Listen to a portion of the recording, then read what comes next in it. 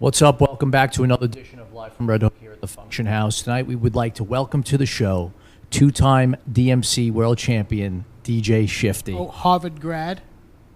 I gotta bring you guys with me everywhere, so you just like brag about me to set things off. Like you can't brag about yourself, but if someone else says it, Yeah, we got to give props where props are due. Yeah. Thank you for having me. Yeah, thanks World for coming champ down. on the couch, man. It's great to have you. This place is awesome.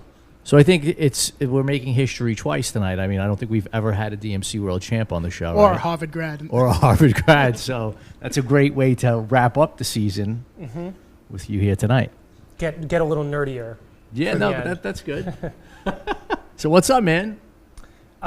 Just like hanging on to the last days of 2016, Yeah. and getting excited for things to come in 2017. So talk about 2016. What happened this year for you?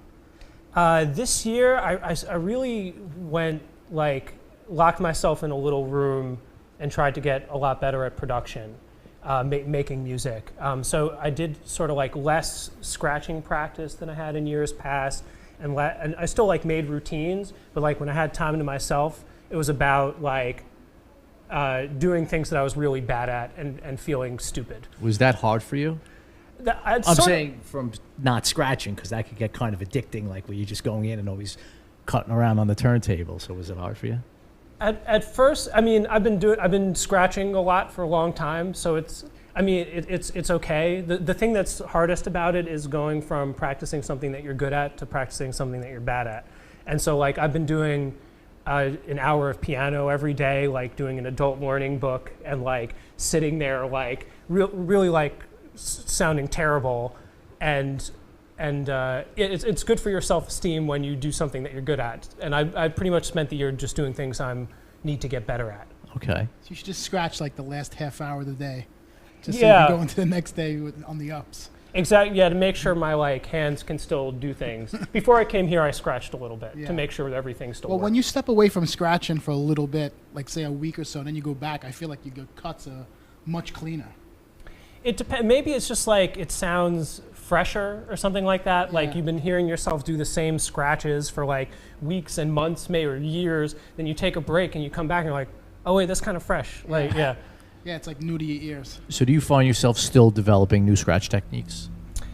Yes, it's sort of, that used to be one of my main things that I would think about, developing new scratch techniques, and in particular, developing new ways to use all the new technology that comes out, trying to use it in a cool way that is sort of in the turntablist spirit and meshes with turntablism and more classic skills.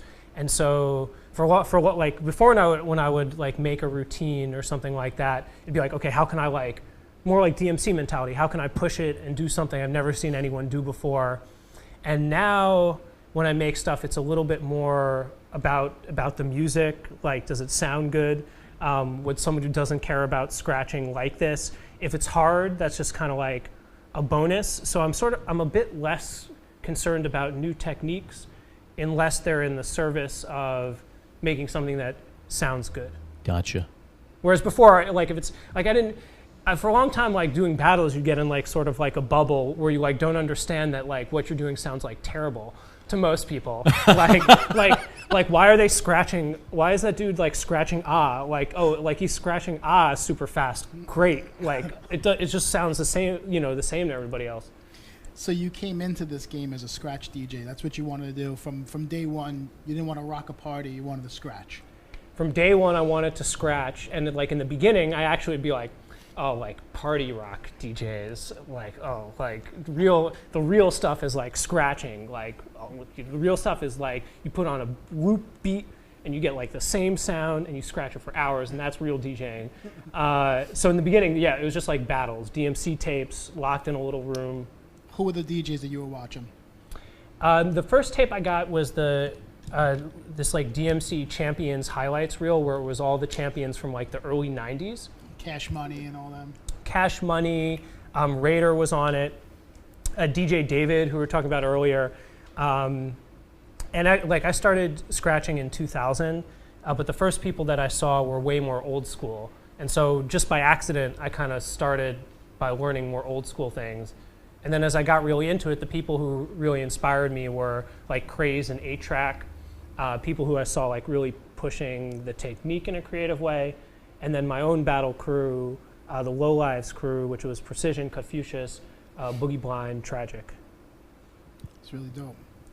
Yeah, it was like all I cared about in life for a long time. So you guys practice routines together, like as a group?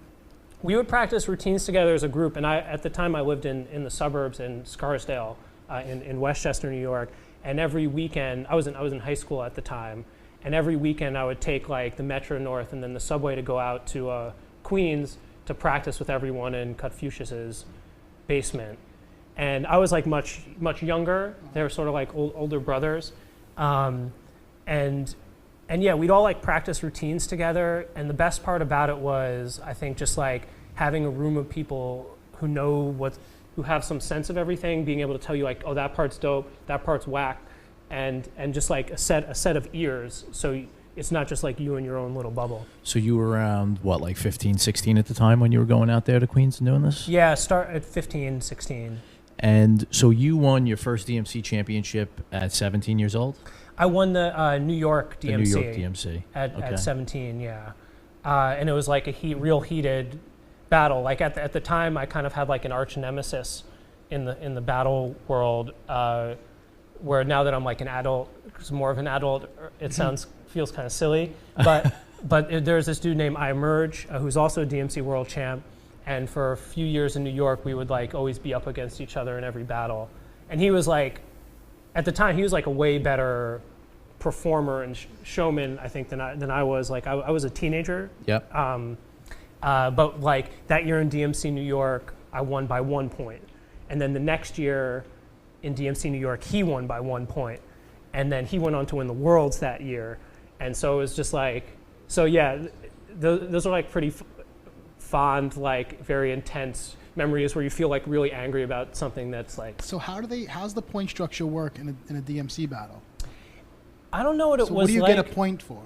I don't know what it was like at that time, but now that I've like judged a lot of them, the way it works in the DMC is the judges just pick their top 3 at the end. If it's like a 6-minute battle, you pick your first, your second, and your third, and then they add up the number of points based on how many people got like first place votes, how many people got second place votes, third place votes. And the criteria is like some combination of technicality, scratching, beat juggling, well-roundedness, creativity, but it's sort of at the discretion of the judges, where if you get qualified enough judges, like you should just trust them. Like, who is anyone to say to Qbert, like, what is better? Like, he should just decide that, you know? So you're doing judging these days for these competitions? Yeah. I've judged a bunch, yeah. So besides judging, what else comes with being like a champion in the DMC? I mean, what was dope is I got the last set of gold 1200s, which was nice. So you get a set of gold set, and then outside of that, it's sort of just like it becomes a platform, and then you can use it how you can use it. Like, it's not like you win the DMC and then all of a sudden you're like with Vanna White or something, something like that. It's well, like, I'm sure there's some companies that are behind you now. It's like you go on the DMC Idol tour around the United States. So more people pay attention. So like after I won the first DMC world title, is everybody calling you? No, well, at that time it was like the perfect era for like MySpace messages. So I was getting my direct messages on MySpace. And the first company that I linked with that was a real sort of like good force for me was Native Instruments, and they got in touch with me with a MySpace message. Wow, that's some message. There's some message. They're like, "Hey, do you want a tractor?" I'm like, "I don't know what that is, man." How'd you get this in MySpace? So it was like free gear, free software, free. Yeah, a bit. I mean, it's not. It's really not like, maybe it was like this in like the late 90s or something, when it was a bit more like built-in kind of popping, where if you won the DMC, you just kind of have a career. For me, I kind of looked at it as like, okay, now I have a platform, and now it's like really time to work, and it was still like a grind to like get to a point where, you know, like you're gigging and like making a living and things like that. But Native Instruments in particular, they like got with me very early and were like big supporters and believers in me. And so that was like free gear, do videos with them. So what type of gigs were you aspiring for at that time, since you were like a turntablist and into the scratching and not so much into like party rocking, DJ?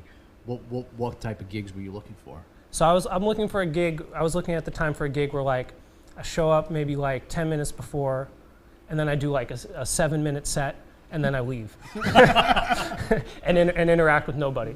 That at the time, actually. And those were just like pouring out, right? They weren't. I mean, so that's the thing. You got to broaden your horizons. There's not like a super demand for like a turntablist showcase, and it really at a certain point like you have to be more than just like being like a skilled person.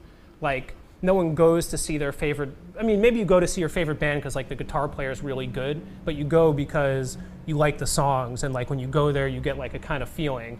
And this actually was like this year I really started to think about this more because I was on tour with Del the Funky Homosapien, and his show is like it has like a theme. It's like this like weird like burnery kind of like hip hop organic kind of feeling. When you go, you really get like the sense of like a feeling. And I was thinking like, what's the point of my show? It's just like, damn, that guy's a really good DJ.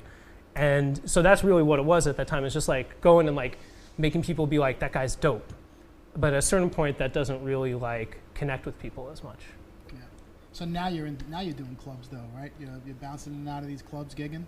I'm doing clubs, and I've been doing a lot of over the years, like a lot of different kinds of settings, like raves or like electronic kind of settings, or like the Del Tour, like where it's more like a true like hip hop kind of show, and really just like figuring out how in all these kinds of scenarios I can make it my own. But I am doing like, like open format clubs and things like that. So how do you like doing the open format places?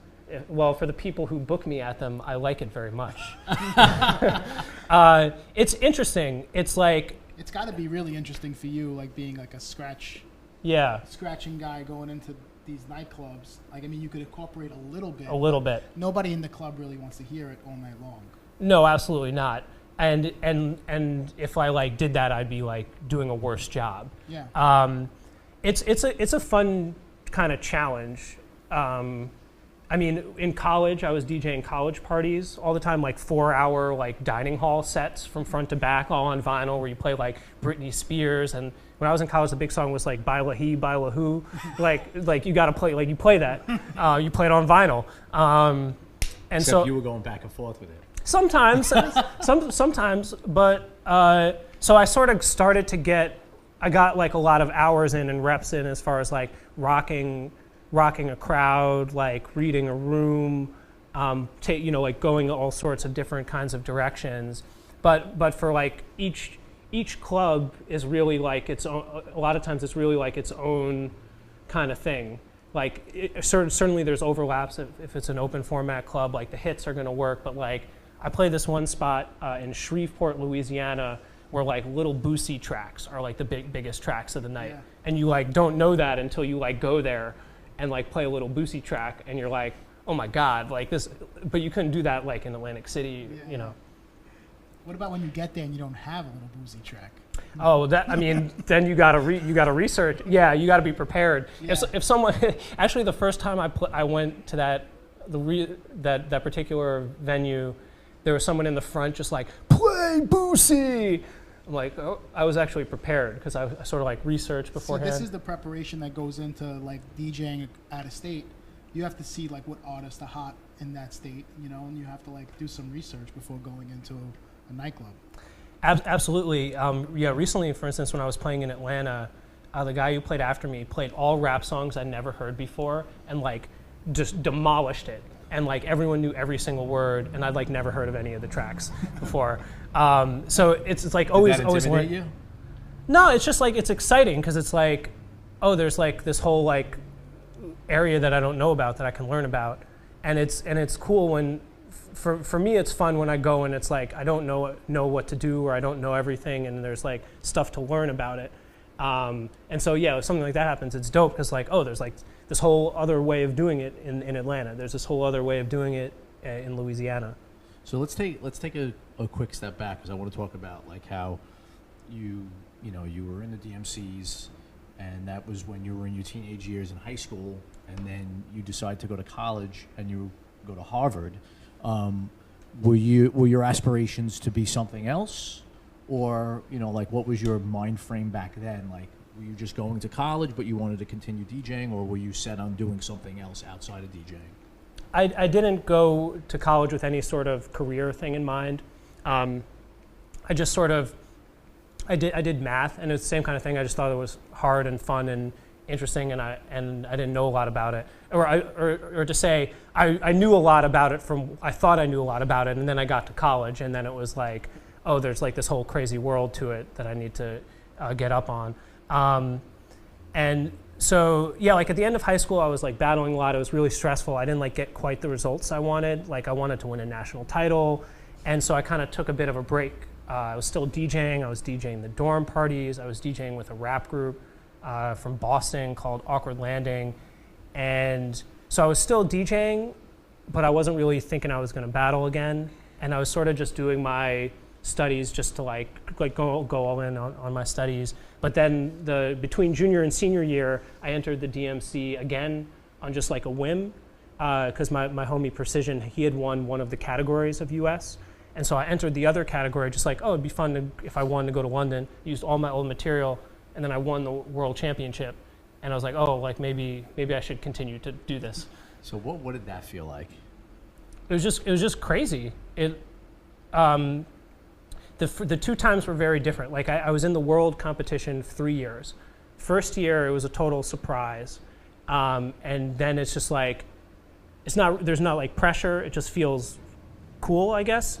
And it's sort of, for me, after the first one, I sort of felt a burden to like be as good as my idols. Like when I was coming up, I'd look at someone like Craze and be like, this guy's insane. Like I'm not as good as Craze. Like now that I have the title world champion, I need to be that good. And so I took it as sort of like a challenge to up my game more, to sort of like meet the title in my mind. And then the next year I came back and defended my title and lost. And then like in that year, every time I lost. Like every battle I did, I got like second place, and it was like a terrible year.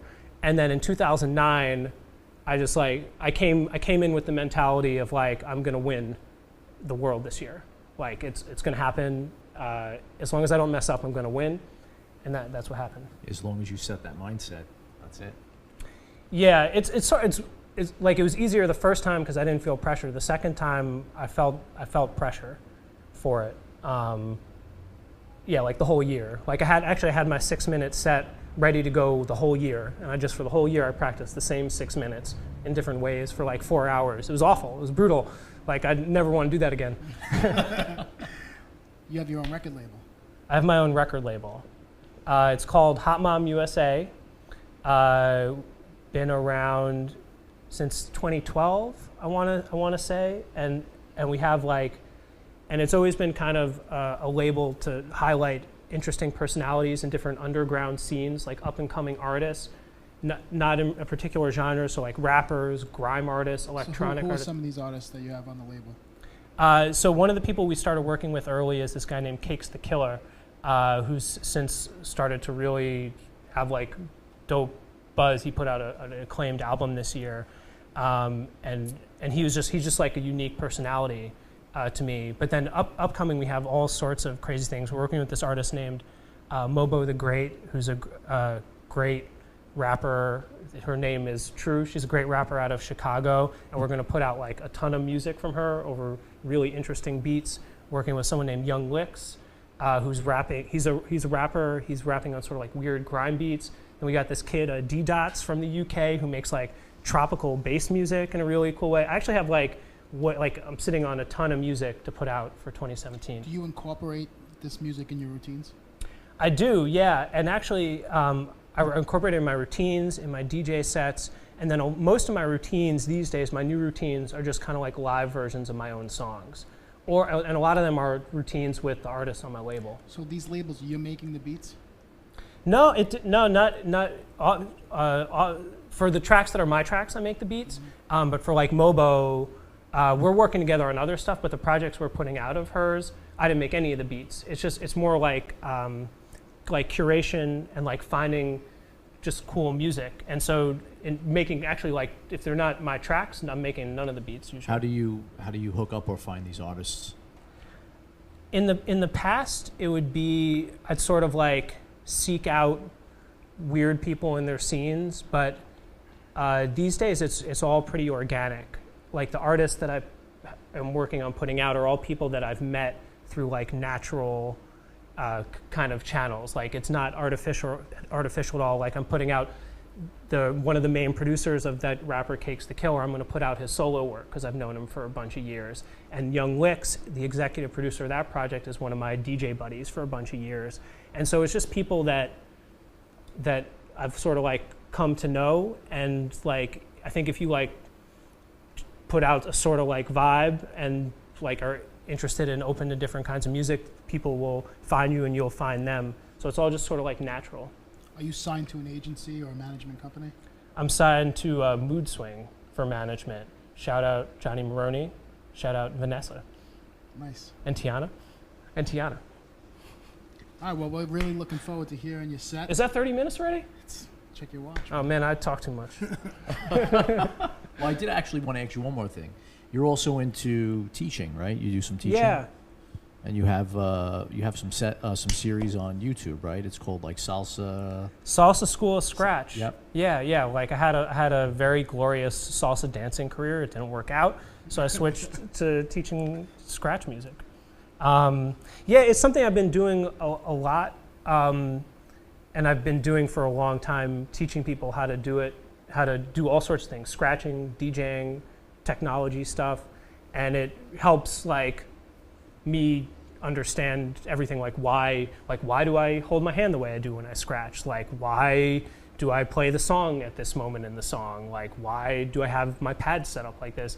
To have to teach it to someone, it really makes you kind of like think about it, right? And it makes what you do better, and of course like it helps the people that you're working with. Awesome. Well, we're happy to have you here. Great to be here. We're going to take a 2-minute break. We're going to get Shiftee up on the turntables.